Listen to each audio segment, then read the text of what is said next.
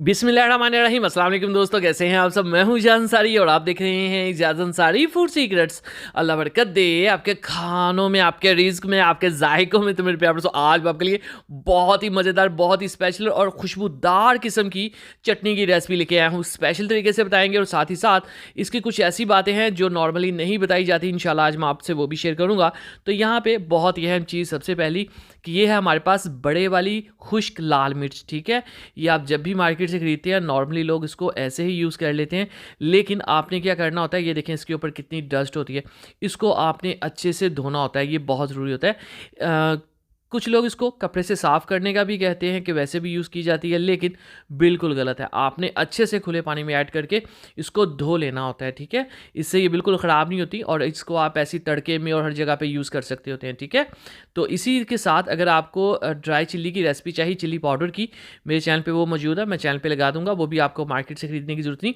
इसकी जो टेल है, हेड है, उसको इस तरह से हम रिमूव कर देंगे। उसके बाद हमने क्या करना है, बिस्मिल्लाहिर्रहमानिर्रहीम। अब यहाँ पे मेन रेसिपी शुरू होगी। चीज़ों को आपने ध्यान से सुनना है, किस तरह से फ्लेवर को लेके आया जाता है। तो 4 से 5 टेबल स्पून कुकिंग ऑयल लेंगे और 1 टीस्पून इसमें हम साबुत ज़ीरा ऐड कर देंगे। लो से फ्लेम के ऊपर इसको हम थोड़ा सा कड़कड़ाएंगे। ये लें जी। अब यहाँ पे अहम बात जहाँ पे लोग गलती कर जाते हैं वो ये होती है कि लहसुन मैं इसमें ऐड कर रहा हूँ, तकरीबन ये 1/4 कप है। लहसुन को या तो लोग यहाँ पे ब्राउन कर लेते हैं जिससे टेस्ट बिल्कुल ही ख़राब हो जाता है, या इसको कच्चा रहने देते हैं जिससे चटनी का टेस्ट निकलता ही नहीं है। ठीक है, तो यहाँ पे आपने लो फ्लेम के ऊपर लहसुन को पकाना होता है और हल्का सा गोल्डन करना होता है।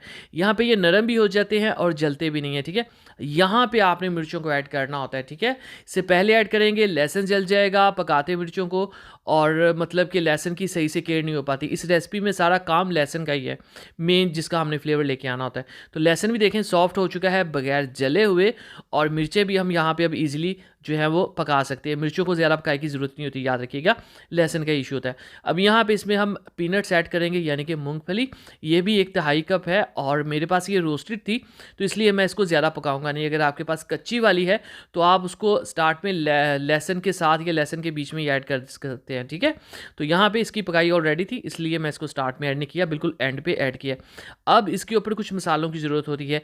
अच्छा, ये रेसिपी को आप सेव भी कर सकते हैं, तकरीबन 6 से 7 दिन ये फ्रिज में इजीली पड़ी रहती है, ख़राब नहीं होती। 1 टीस्पून इसमें हम नमक ऐड करेंगे और साथ इसमें ऐड करेंगे काली मिर्च 1/2 टीस्पून साबुत ही, क्योंकि हमने इसको पीस लेना है। हल्दी इसमें 1/2 टीस्पून ऐड करेंगे और खुश धनिया भी इसमें साबुत ही जाएगा।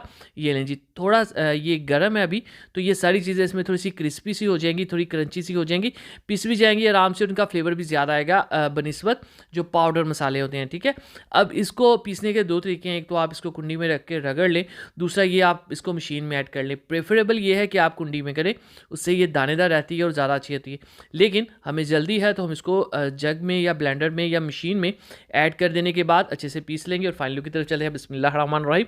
तो माशाअल्लाह अल्हम्दुलिल्लाह, देखें जी मेरे अल्लाह की शान, उसकी रहमतें नेमतें और बढ़ते जो उसने हमारा हाथों में खाना में शानदार चटनी तैयार है।